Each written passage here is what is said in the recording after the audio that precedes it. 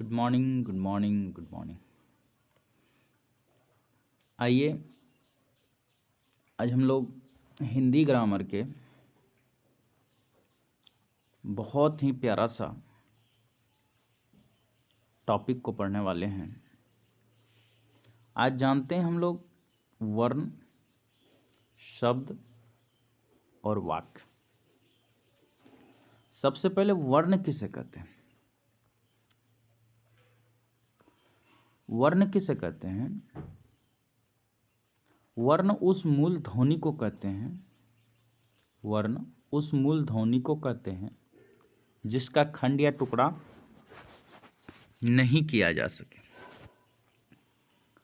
इसको हम लोग यानी भाषा की सबसे छोटी इकाई को वर्ण कहते हैं। भाषा की सबसे छोटी इकाई जो होती है, भाषा की सबसे छोटी इकाई को हम लोग वर्ण कहते हैं। यानी वर्ण जो होता है ना, भाषा की सबसे छोटी इकाई होती है जिससे मिलकर शब्द बनता है। यानी वर्ण से मिलकर के शब्द बनाया जाता है। सबसे पहले जानते हैं कि वर्ण कितने प्रकार के होते हैं। वर्ण के प्रकार, वर्ण जो होते हैं, वर्ण को हम लोग दो प्रकार से जानते हैं। वर्ण के दो प्रकार जानते हैं। सबसे पहला हो गया स्वर वर्ण, दूसरा हो गया व्यंजन वर्ण। वर्ण के प्रकार दो होते हैं, एक होता है स्वर वर्ण और दूसरा होता है व्यंजन वर्ण। अब आते हैं स्वर वर्ण किसे कहते हैं। यानी स्वर के साथ स्वर के मेल को स्वर वर्ण कहते हैं। स्वर के साथ स्वर के मेल को स्वर वर्ण कहते हैं। स्वर वर्ण में किसी वर्ण की सहायता नहीं ली जाती है। अब व्यंजन वर्ण में स्वर वर्ण की सहायता ली जाती है। हमने क्या जाना? सबसे पहले वर्ण किसे कहते हैं? तो वर्ण उस मूल ध्वनि को कहते हैं जिसका खंड या टुकड़ा नहीं किया जाता है। वर्ण किसे कहते हैं? तो वर्ण जो होता है ना, भाषा की सबसे छोटी इकाई है जिसके मिलकर शब्द बनता है। वर्ण को दो भागों में डिवाइड किया गया है, एक हो गया स्वर वर्ण, दूसरा हो गया व्यंजन वर्ण।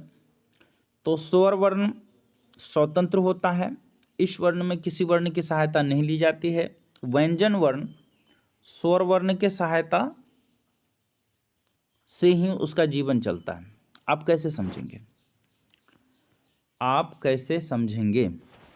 तो आते हैं, जैसे कि हम लोग थोड़ा सा ध्यान देते हैं। जैसे स्वर वर्ण जो होता है, स्वर वर्ण में कैसे सहायता नहीं लिया जाता है। जैसे हम लोग अ बोलते हैं, अ बोलने के क्रम में एक ही बार में हम लोग बोल देते हैं। आ बोलते हैं, एक ही बार में बोल देते हैं। लेकिन वहीं पर हम लोग क अगर बोलेंगे, क, तो क जो होता है ना, क में थोड़ा सा ही क होता है, इसमें हलंत लगा हुआ रहता है जोड़ अ, तब बनता है क।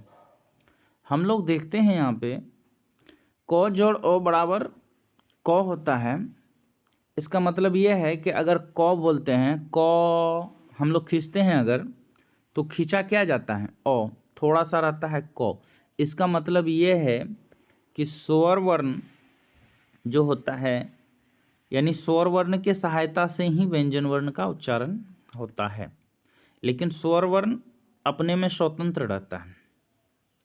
व्यंजन वर्ण स्वर वर्ण के अधीन रहता है। हम लोग कह सकते हैं कि स्वर उन वर्णों को कहते हैं जिस वर्ण में किसी वर्ण की सहायता नहीं ली जाती है। लेकिन व्यंजन वर्ण उन वर्णों को कहते हैं जिसमें स्वर वर्ण की सहायता ली जाती है। स्वर वर्ण कहता है हमें चलने के लिए किसी की आवश्यकता नहीं पड़ती है। लेकिन व्यंजन वर्ण कहता है कि तुम नहीं रहोगे तो हमारा जीवन अधूरा हो जाएगा।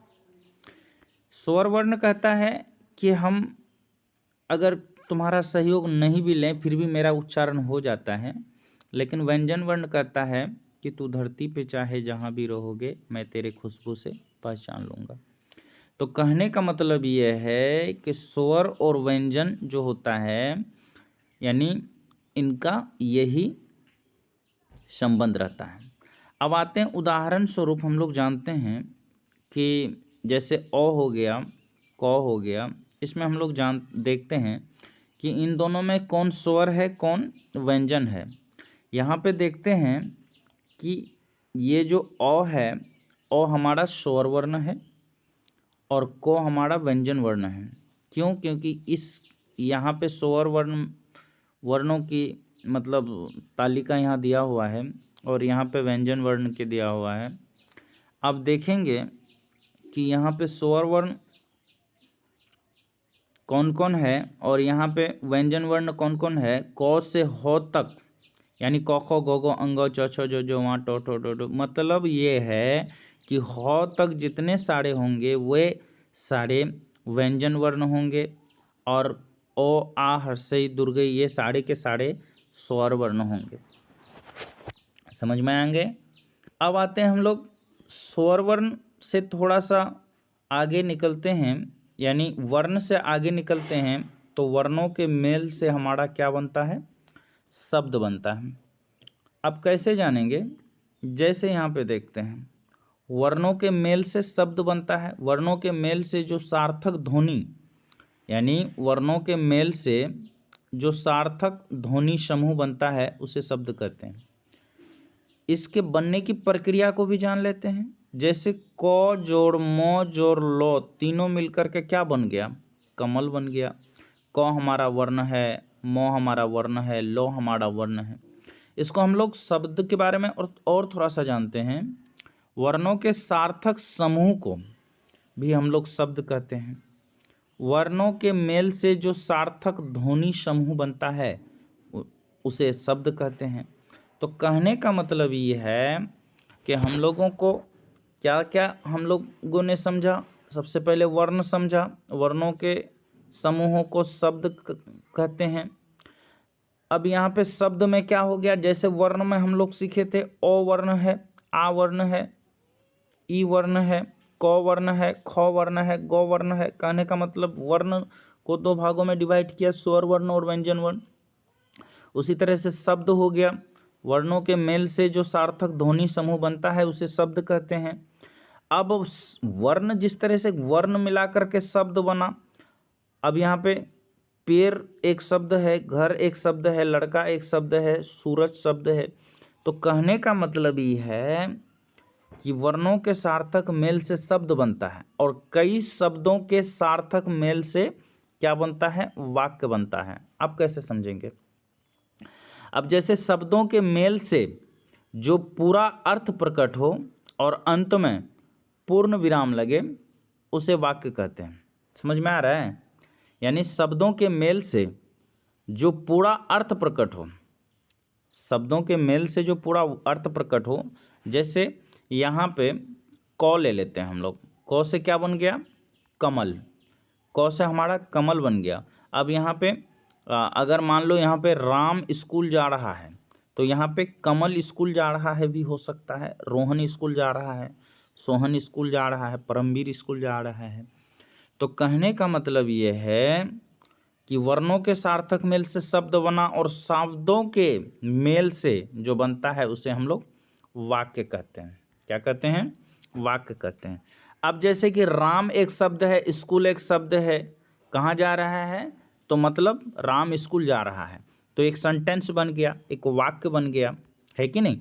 एक सेंटेंस बन गया, एक वाक्य बन गया।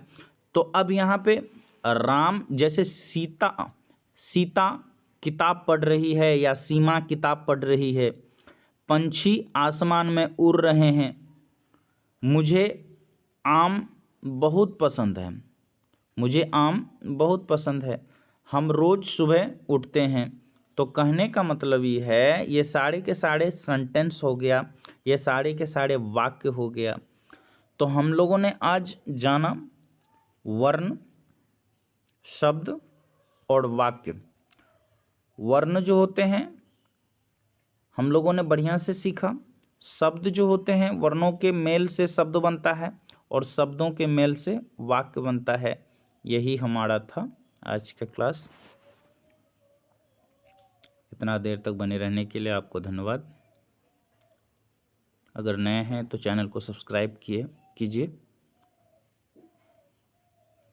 Thank you.